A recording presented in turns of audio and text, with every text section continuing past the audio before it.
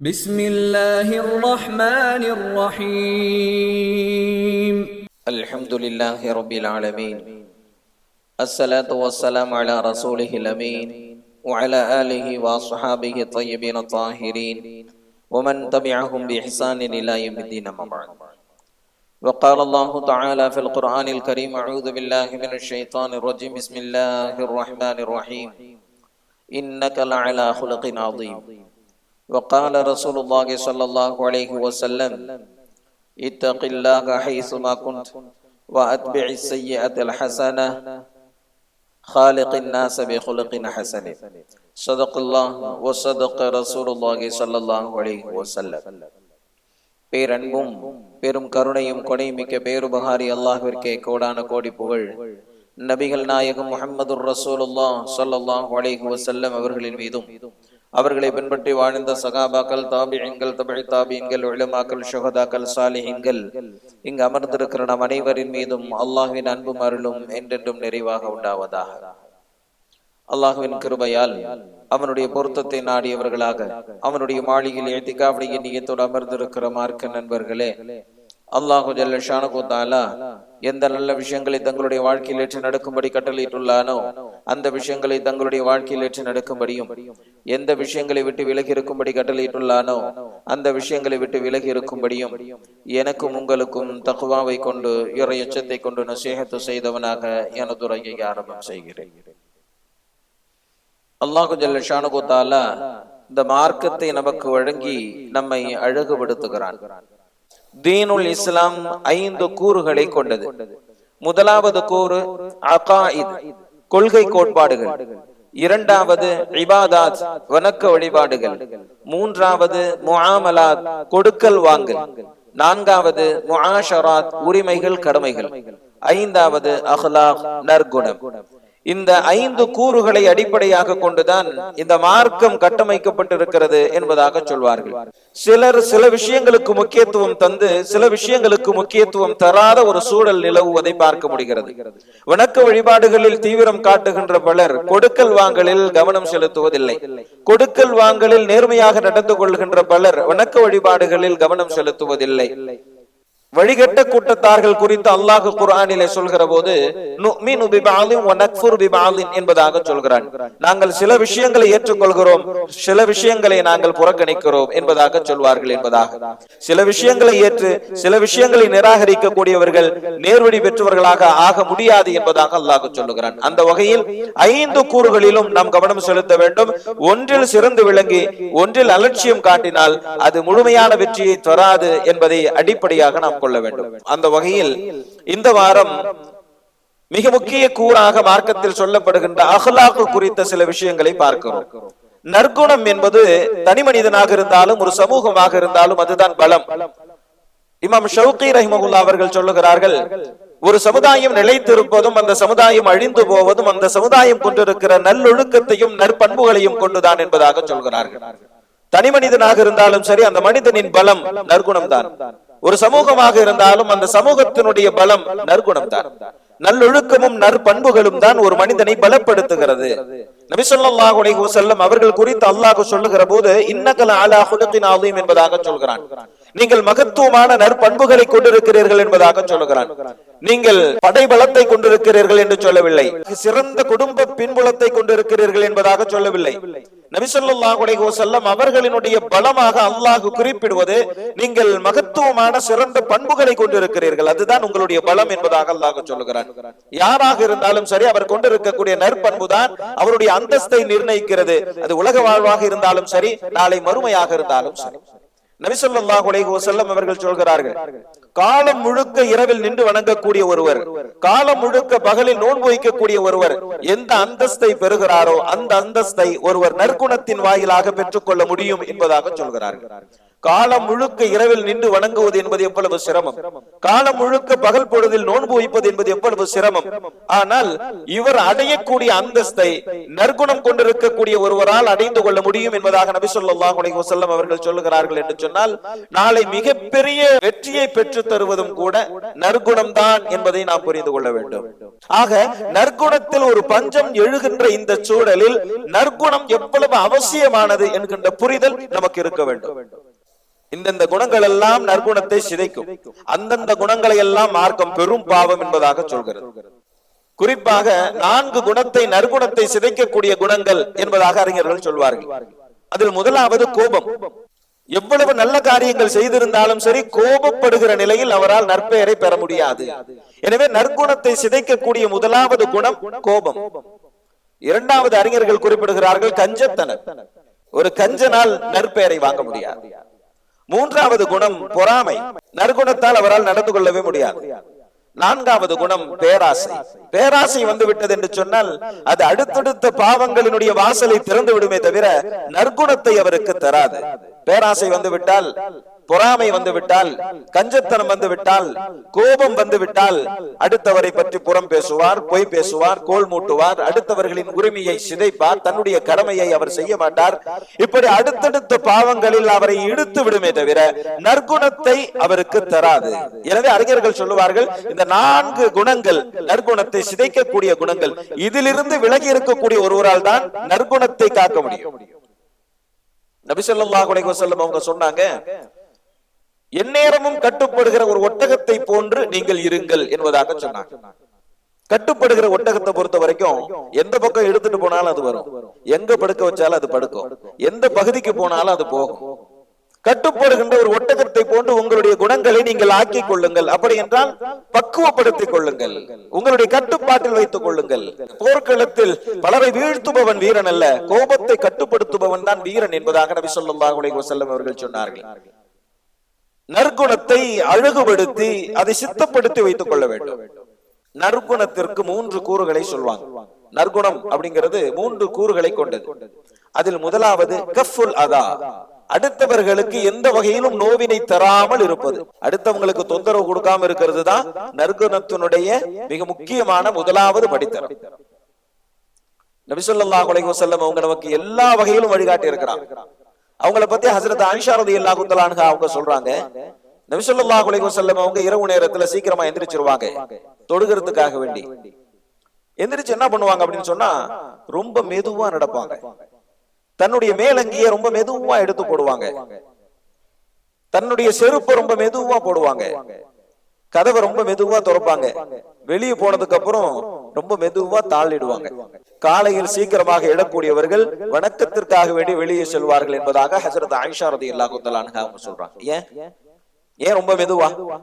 தூங்குறவங்களை எந்த வகையிலும் தொந்தரவு செஞ்சிடக்கூடாது அப்படிங்கிற எண்ணம் தான், அங்க வேற ஒண்ணும் கிடையாது. எந்த வகையிலும் தங்களுடைய அசைவுகள் கூட, தன்னுடைய பார்வை கூட, தன்னுடைய பாவனை கூட அடுத்தவர்களுக்கு எந்த வகையிலும் நோவினை தந்துவிடக் கூடாது, சிரமம் தந்துவிடக் கூடாது, தூக்கத்தை கலைத்து விடக் கூடாது என்கின்ற அடிப்படையிலான முன்மாதிரி. தனக்கு நோவினை தருபவர்களிடம் கூட நபி ஸல்லல்லாஹு அலைஹி வஸல்லம் அவர்கள் பழிக்கு பழி வாங்கியதில்லை. அவர்களிடத்திலே கூட அழகிய முறையில் நடந்து கொண்டதுதான் ஆக உச்சத்தின் நற்குணத்தினுடைய அடையாளம். நபி ஸல்லல்லாஹு அலைஹி வஸல்லம் அவங்களை சந்திப்பதற்காக வேண்டி வேதக்காரர்கள் சில பேர் வந்தாங்க. வீட்டுக்குள்ள வந்து அஸ்ஸலாமு அலைக்கும் என்று சொல்லாம அஸ்ஸாமு அலைக்கும் என்பதாக சொன்னார். அஸ்ஸலாமு அலைக்கும் என்று சொன்னால் உங்களுக்கு சாந்தியும் சமாதானமும் உண்டாகட்டும் என்பது பொருள். அஸ்ஸாமு அலைக்கும் என்று சொன்னால் உங்களுக்கு மரணம் ஏற்படட்டும் என்பது பொருள். உள்ள வந்தவங்க நபி ஸல்லல்லாஹு அலைஹி வஸல்லம் உங்களை பார்த்து அஸ்ஸாமு அலைக்கும் என்பதாக சொன்னாங்க. பேசுறத பேசுனாங்க, அவங்க எந்திரிச்சு போயிட்டாங்க. கொஞ்ச நேரத்துக்கு அப்புறம் இன்னொரு 10 பேர் வந்தாங்க. உள்ள வந்தவங்க அஸ்ஸாமு அலைக்கும் என்பதாக சொன்னாங்க, உங்களுக்கு மரணம் ஏற்படட்டும் என்பதாக சொன்னாங்க. வந்தவங்க பேசுனாங்க, அதுக்கப்புறம் அவங்க போயிட்டாங்க. மூன்றாவது ஒரு கூட்டத்தார்கள் வந்தாங்க. அவங்க உள்ள வந்து என்ன செஞ்சாங்க, அஸ்ஸாமு அலைக்கும் என்பதாகவே சொன்னாங்க. நபி ஸல்லல்லாஹு அலைஹி வஸல்லம் அவங்களையும் வரவேற்று அவர்களிடத்தில் பேச வேண்டியதையும் பேசி அவர்களையும் கண்ணியமாக அனுப்பி வைத்து விட்டார். இதை கவனித்துக் கொண்டிருந்த ஹஜ்ரத் ஆயிஷா ரலியல்லாஹு தஆலா அன்ஹா அவர்களுக்கு கடுமையான கோபம். அவங்களால இதை பொறுத்துக்க முடியல.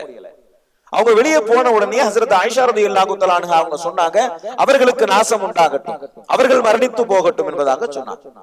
ஹஜ்ரத் ஆயிஷா ரலியல்லாஹு தஆலா அன்ஹா அவங்கள பார்த்து நபி ஸல்லல்லாஹு அலைஹி வஸல்லம் அவங்க கேட்டாங்க, ஆயிஷாவே என்ன வார்த்தையை சொல்ல வேண்டாம்.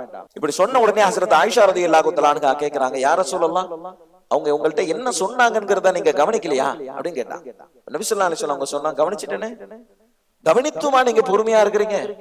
வலைக்கும் என்பதாக பதில் சொல்லிட்டேனே என்று சொல்லிவிட்டு ஹஜ்ரத் ஆயிஷா ரலியல்லாஹு தஆலா அன்ஹா அவர்களை பார்த்து நபி அவர்கள் சொன்ன அற்புதமான ஒரு வார்த்தை அவர்கள் சொன்னார்கள், ஆயிஷாவே, எந்த ஒன்றோடு மென்மை இருக்குமோ அந்த ஒன்றை அல்லாஹ் அழகுபடுத்துகிறான், எந்த ஒன்றில் மென்மை இல்லாமல் போகுமோ அந்த ஒன்றை அல்லாஹ் அசிங்கப்படுத்துகிறான் என்பதாக நபி ஸல்லல்லாஹு அலைஹி வஸல்லம் சொன்னார்.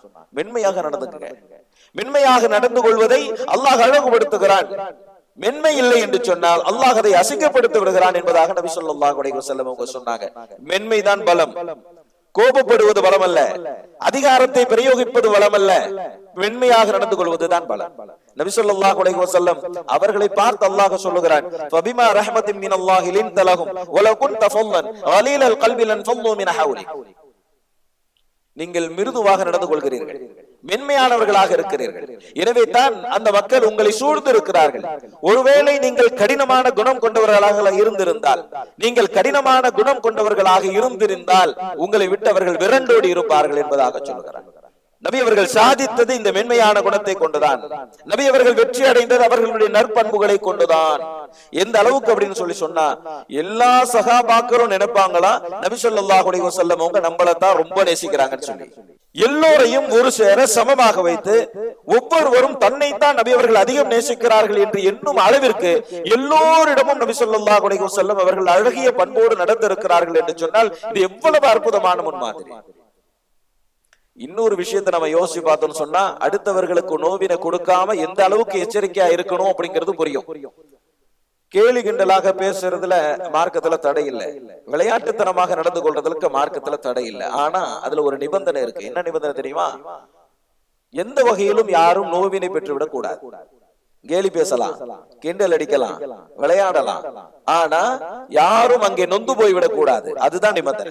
நபி ஸல்லல்லாஹு அலைஹி வஸல்லம் அவங்க சொன்னாங்க, விளையாட்டிற்காக வேண்டி ஒருவரின் கைத்தடியை கூட நீங்கள் எடுத்து ஒளிய வைக்க வேண்டாம். எடுத்து வச்சிடுறது, அதுக்கப்புறம் அவர் தேடுவார் இல்லையா, ஒரு 5 நிமிஷம் 10 நிமிஷம், அதுல ஒரு சந்தோஷம் அப்படி இருக்குது இல்லையா. அவருடைய பேனாவை எடுத்து வைக்கிறது, அவருடைய கீயை எடுத்து வச்சிடுறது, அதுக்கப்புறம் அவர் எங்க வச்சோன்னு சொல்லி தடுமாறுவாரு, திண்டாடுவாரு, அதுல ஒரு 5 நிமிஷம் 10 நிமிஷம் சந்தோஷம். மார்க்கம் அதற்கு அனுமதி தரவில்லை. என்ன வேணாலும் வேற கதைகள் பேசலாம், அல்லது ஒருவரை வைத்து பலரும் சந்தோஷப்படுகிறார்கள், கிண்டல் அடிக்கிறார்கள் என்று சொன்னால் அவரும் அதை ஏற்றுக்கொள்ளக்கூடியவர்களாக இருக்க வேண்டும். நம்மளை பத்தி பேசுறாங்க, எல்லாம் சிரிக்கிறாங்க, அவரும் அதை சகஜமா எடுத்துக்கிட்டாருன்னு சொல்லி சொன்னால் பிரச்சனை இல்லை. ஆனால் அவர் நொந்து கொண்டால், அவர் அதை விரும்பவில்லை என்று சொன்னால், அவர் அதிருப்தி அடைந்தால் மார்க்கத்தில் அப்படிப்பட்ட கிண்டல்களுக்கு அனுமதி கிடையாது. அப்ப அடுத்தவர்களுக்கு எந்த வகையிலும் நோவினை தந்துவிடக் கூடாது. இதுதான் நற்குணத்தினுடைய முதலாவது கூறு என்பதை நாம் புரிந்து கொள்ள வேண்டும். இரண்டாவது, பதுலுன்னதா, தன்னால் முடிந்த அளவிற்கு அவருக்கு உதவி செய்வது. பணத்தால் முடியும் என்றால் பணத்தால், செல்வாக்கால் முடியும் என்றால் செல்வாக்கால், உடலால் முடியும் என்று சொன்னால் உடல் வலிமையால் எப்படி உதவி செய்ய முடியுமோ அப்படி உதவி செய்வது. நபி ஸல்லல்லாஹு அலைஹி வஸல்லம் அவர்கள் சொன்னார்கள், உம்மிடத்தில் ஒரு உதவியை நாடி ஒருவர் ஆதரவு வைத்து நின்று அவருடைய நம்பிக்கையை நீ பூர்த்தி செய்தால், அல்லாஹ்விடத்தில் நீ ஒன்றை நம்பிக்கையோடு கேட்டால் உன்னுடைய நம்பிக்கையை அல்லாஹ் பூர்த்தி செய்வான் என்பதாக நபி ஸல்லல்லாஹு அலைஹி வஸல்லம் சொன்னார். நான் உதவி செய்வேன் நினைச்சு என்கிட்ட ஒருத்தர் வந்து கேட்டுட்டார், அவருடைய நம்பிக்கையை நான் வீணடிக்கலன்னு சொல்லி சொன்னா, நான் அல்லாஹ்விடத்துல நம்பிக்கை வச்சு உன்னை கேட்டா அல்லாஹ் என்னுடைய நம்பிக்கையை, என்னுடைய கோரிக்கையை அல்லாஹ் வீணடிக்க மாட்டான் என்பதாக நபி ஸல்லல்லாஹு அலைஹி வஸல்லம் சொன்னார். எப்படி முடியுமா அப்படி. ஹஜ்ரத் கஅப் இப்னு மாலிக் ரலியல்லாஹு தஆலா அன்ஹு அவங்க, ஹஜ்ரத் அப்துல்லாஹ் இப்னு அபி ஹஜ்ரஜ் ரலியல்லாஹு தஆலா அன்ஹு அவங்க, ரெண்டு பேத்துக்கு மத்தியில ஒரு வாக்குவாதம் ஆயிடுச்சு, சத்தம் பெருசாயிடுச்சு. சத்தத்தை கேட்டு நபி ஸல்லல்லாஹு அலைஹி வஸல்லம் தன்னுடைய அறையில இருந்து வந்துட்டாங்க. ரெண்டு பேரையும் கூப்பிட்டு விசாரிச்சாங்க என்ன விஷயம்னு சொல்லி. ஹஜ்ரத் கஅப் இப்னு மாலிக் ரலியல்லாஹு தஆலா அன்ஹு அவங்க சொன்னாங்க, என்கிட்ட இருந்து கடன் வாங்கினாரு, தரவே மாட்டேங்கிறாருன்னு சொல்லி. ஹஜ்ரத் அப்துல்லாஹ் இப்னு அபி ஹஜ்ரத் ரலியல்லாஹு தஆலா அன்ஹு அவங்க சொன்னாங்க, என்னால கொடுக்க முடியலன்னு சொல்லி. அப்ப நபி ஸல்லல்லாஹு அலைஹி வஸல்லம் அவங்க ரெண்டு பேரையும் விசாரிச்சுட்டு சொன்னாங்க, கஅபை பார்த்து, கஅபே நீ கொடுத்த கடன்ல பாதியை தள்ளுபடி பண்ணிரு. அவரால் முடியல இல்லையா, அதனால பாதியை தள்ளுபடி பண்ணிருன்னு சொன்னாங்க. ஹஜ்ரத் கஅப் இப்னு மாலிக் ரலியல்லாஹு தஆலா அன்ஹு அவங்க சொன்னாங்க, யா ரசூலல்லாஹ் அப்படியே செய்யறேன்னு சொன்னாங்க. ஹஜ்ரத் அப்துல்லாஹ் ரலியல்லாஹு தஆலா அன்ஹு அவங்க கிட்ட சொன்னாங்க, எப்பா கொஞ்சம் சீக்கிரம் கொடுங்க. அவர் சொன்னாரு, இப்ப என்னால கொடுக்க முடியும், முழுசா என்னால கொடுக்க முடியாது, இப்ப பாதியை தள்ளுபடி பண்ணிட்டாரு இல்லையா, நான் கொடுத்துறேன் என்பதாக சொன்னாங்க. நபி ஸல்லல்லாஹு அலைஹி வஸல்லம் அவங்க தன்னுடைய செல்வாக்கை பயன்படுத்தி இந்த இருவருக்கும் உதவி செய்தார்கள். இப்படி எங்கெங்கெல்லாம் உதவி செய்வதற்கு வாய்ப்புகள் அமைகிறதோ அங்கெங்கெல்லாம் உதவி செய்வது என்பது நற்குணத்தினுடைய மிக முக்கியமான அங்கம். வேலை கேட்டு ஒருத்தவங்க வராங்க, உதவி கேட்டு ஒருத்தவங்க வர்றாங்க, கன்சிடர் பண்ணணும். தப்பிச்சா போதும்னு சொல்லி பதில சொல்லி நம்ம நழுவிட்டு போயிடக்கூடாது. ஏதாச்சும் ஒரு வகையில நம்மளால முடியுமா, நம்மளால முடியல நம்மளுடைய நண்பர்களால முடியுமா, எப்படியாச்சும் ஏதாச்சும் ஒரு வகையில உதவி செய்வது என்பது நற்குணத்தினுடைய மிக அற்புதமான. மூன்றாவது தலாக்கத்துல் வஜ்ஹி, புன்முறுவலோடு இருக்கிறது, சிரித்த முகத்தோடு இருக்கிறது. நபி ஸல்லல்லாஹு அலைஹி வஸல்லம் அவர்கள் குறித்து வருகிறது, கான ரசூலுல்லாஹி ஸல்லல்லாஹு அலைஹி வஸல்லம் யதபஸ்ஸம், எப்போதும் நபி ஸல்லல்லாஹு அலைஹி வஸல்லம் அவர்கள் புன்முறுவலோடு தான் இருப்பார். இறுக்கமா இருக்கக்கூடாது, சிரிக்கணும், சிரிக்கிற சந்தர்ப்பத்துல சிரிக்கணும். இப்ப நபி ஸல்லல்லாஹு அலைஹி வஸல்லம் அவங்க இறுக்கமா இருக்க மாட்டாங்க, ரொம்ப இலகிய மனப்படைத்தவர்களாக இருப்பாங்க. யார் வேண்டுமானாலும் எந்த நேரத்திலும் எந்த விஷயத்திற்காகவும் நபி ஸல்லல்லாஹு அலைஹி வஸல்லம் அவர்களை இலகுவாக அணுகலாம். இது நபி அவர்கள் பெற்றிருந்த அற்புதமான பேர். இது சின்ன பிள்ளையாக இருந்தாலும் சரி, மனநலம் பாதிக்கப்பட்டவர்கள் கூட நபி ஸல்லல்லாஹு அலைஹி வஸல்லம் அவர்களை அழைத்துக் கொண்டு மதீனா முழுக்க சுற்றிய அற்புதமான நிகழ்வுகள் எல்லாம் நமக்கு முன்னுதாரணம் காட்டுகின்ற அற்புதமான நிகழ்வுகள்.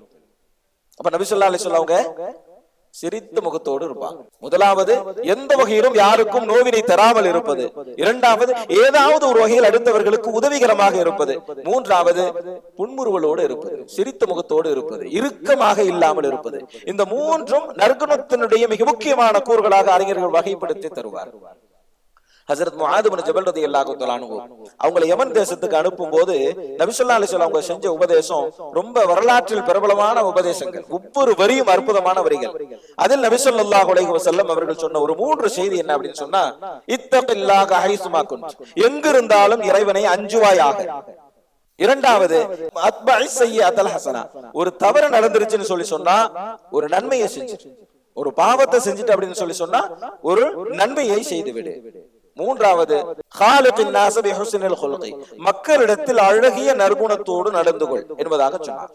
3 விஷயத்தை அற்புதமாக உபதேசம் செஞ்சாங்க. முதலாவது, இத்தகில்லாஹ ஹைசுமா குன்ட், எங்கிருந்தாலும் இறைவனை அஞ்சிக் கொள்வாயாக. இரண்டாவது, அத்பஇ ஸய்யிஅத்தல் ஹஸனா, ஒரு பாவத்தை செய்து விட்டால் உடனே ஒரு நற்காரியத்தை செய்து விடுவாயாக. மூன்றாவது, காலிகின் நாஸ பிஹுஸ்னில் குல்கி, மக்களிடத்திலே நற்குணத்தோடு நடந்து கொள்வாயாக என்பதாக நபி ஸல்லல்லாஹு அலைஹி வஸல்லம் அவங்க சொன்னாங்க. இன்னும் நற்குணம் குறித்து நபி அவர்கள் சொன்னாங்க, நாளைக்கு சுவர்க்கத்தில் அதிகமாக மக்களை நுழைவிப்பது நற்குணமே என்பதாக சொன்னாங்க. வணக்க வழிபாடுகள் அல்ல, நற்குணம் தான் நாளை மறுமையில் அதிகமாக மக்களை சுவர்க்கத்தில் நுழைவிக்கும் என்பதாக நபி ஸல்லல்லாஹு அலைஹி வஸல்லம் அவங்க சொன்னாங்க. இன்னொரு ஹதீஸ்ல நபி ஸல்லல்லாஹு அலைஹி வஸல்லம் அவங்க சொன்னாங்க, நாளை மறுமையில் சுவர்க்கத்தில் எனக்கு நெருக்கமாக இருக்கக்கூடியவர்கள் நற்குணம் கொண்டவர்களே என்பதாக சொன்னார். இதை விட மறுமையில பெரிய பாக்கியம் எதுவும் கிடையாது. சொர்க்கத்துக்கு சொர்க்கமும் கிடைச்சாச்சு, நபி ஸல்லல்லாஹு அலைஹி வஸல்லம் அவங்க பக்கத்துல இருக்கக்கூடிய பாக்கியம் கிடைச்சாச்சு. இது எவ்வளவு பெரிய பாக்கியம், இன்னைக்கு நம்ம யோசிக்கிறோமா இல்லையா? நபி ஸல்லல்லாஹு அலைஹி வஸல்லம் அவர்களினுடைய ரவுலாவிற்கு முன்னால் நின்று சலாம் சொல்லுகிற பாக்கியம் கிடைக்காதா என்று நாம் இயங்குகிறோமா இல்லையா? அப்படி இருக்கிற போது நபி ஸல்லல்லாஹு அலைஹி வஸல்லம் அவர்களை கனவில் காணுகிற பாக்கியம் எவ்வளவு பெரிய பாக்கியம், நபி அவர்களை காணுகிற பாக்கியம் எவ்வளவு பெரிய பாக்கியம். நாளைக்கு மறுமையில சுவர்க்கத்துல நபி ஸல்லல்லாஹு அலைஹி வஸல்லம் அவர்களோடு இருக்க செய்கின்ற அற்புதமான ஒரு அமல் நற்குணத்தோடு நடந்து கொள்வது. அதே மாதிரி நபி ஸல்லல்லாஹு அலைஹி வஸல்லம் இப்படியும் சொன்னாங்க, அல்லாஹ்விற்கு ஆக வெறுப்பானவர் யார் தெரியுமா? கெட்ட குணத்தோடு எதற்கெடுத்தாலும் வாக்குவாதம் செய்யக்கூடியவர். அபுகதுர் ரிஜாலி இலல்லாஹ் என்பதாக சொன்னாங்க. அல்லாஹ்விற்கு ஆக பிடிக்காத நபர் யார் என்று சொன்னால் கெட்ட குணம் கொண்டவர், எதற்கெடுத்தாலும் வாக்குவாதம் செய்யக்கூடியவர் என்பதாக நபி ஸல்லல்லாஹு அலைஹி வஸல்லம் சொன்னார். நற்குணத்திற்கும் துர்குணத்திற்கும் இவ்வளவு வித்தியாசம் இருக்கு. இன்னொரு ஹதீஸ்ல நபி ஸல்லல்லாஹு அலைஹி வஸல்லம் அவங்க சொன்னாங்க, காலம் முழுக்க ஒருவர் தொழுது அதனுடைய நன்மையை கொண்டு வருவார், நிறைய ஹஜ் உம்ராக்கள் செய்து அதனுடைய நன்மையை கொண்டு வருவார், நிறைய நோன்புகள் வைத்து அதனுடைய நன்மையை கொண்டு வருவார். ஆனால் அந்த நன்மை எதுவுமே அவருக்கு பலனளிக்காது. சகாபாக்கள் கேட்கிறாங்க, யார சொல்லலாம், அந்த துர்பாக்கியவாதி யார்? தான் செய்த நன்மையினுடைய நன்மைகளை பெற்றுக் கொள்ள முடியாத, அதனுடைய பலனை அனுபவிக்க முடியாத அந்த துர்பாக்கியவான் யார் என்பதாக கேட்டான். நபி ஸல்லல்லாஹு அலைஹி வஸல்லம் அவங்க சொன்னாங்க, யார் தெரியுமா? தன்னுடைய கெட்ட குணத்தினால அடுத்தவர்களுக்கு இடையூறு செய்திருப்பார், புறம் பேசியிருப்பார், பொய் பேசியிருப்பார், இட்டுக்கட்டி இருப்பார். இவர் கொண்டு வந்த நன்மைகள் எல்லாம் யாருடைய உரிமையை இவர் மீறினாரோ அவருக்கு கொடுக்கப்பட்டு ஒன்றுமில்லாதவராக நரகத்தில் நுழைவார். இவர்தான் அந்த துர்பாக்கியவான் என்பதாக நபி ஸல்லல்லாஹு அலைஹி வஸல்லம் சொன்னார். ஆக இந்த உலகத்திலும் நம்முடைய அந்தஸ்தை நிர்ணயிக்க கூடியது, நாளை மறுமையிலும் உயர்ந்த அந்தஸ்தை நமக்கு தரக்கூடியது நற்குணம், அஹ்லாக். ஆரம்பத்தில் சொன்ன மாதிரி மார்க்கும் 5 கூறுகளை கொண்டது. முதலாவது அகாயித், கொள்கை கோட்பாடுகள். இரண்டாவது இபாதத், வணக்க வழிபாடுகள். மூன்றாவது முஆமலாத், கொடுக்கல் வாங்கல். நான்காவது முஆஷராத், பிறரின் உரிமைகள், நம்முடைய கடமைகள். ஐந்தாவது அஹ்லாக், நற்குணங்கள். இந்த 5 கூறுகளிலும் கவனம் செலுத்த வேண்டும். அப்போதுதான் பரிபூர்ணமான முஸ்லிமாக நம்மால் வாழ முடியும். அல்லாஹு ஜல்ல ஷானஹு தஆலா அப்படி ஒரு நற்பாக்கியத்தை நமக்கு வழங்கி அருள்வானாக. வ ஆகிர் தஅவானா அல்ஹம்துலில்லாஹி ரப்பில் ஆலமீன். அஸ்ஸலாமு அலைக்கும் வரஹ்மத்துல்லாஹி வபரகாத்துஹு. பள்ளிவாசலின் பராமரிப்பிற்காக வேண்டி தாராளமாக உதவி செய்யுங்கள். அல்லாஹு ஜல்ல ஷானஹு தஆலா நாம் செய்யக்கூடிய உதவிகளுக்கு நிரப்பமான நற்கூலியை வழங்குவானாக.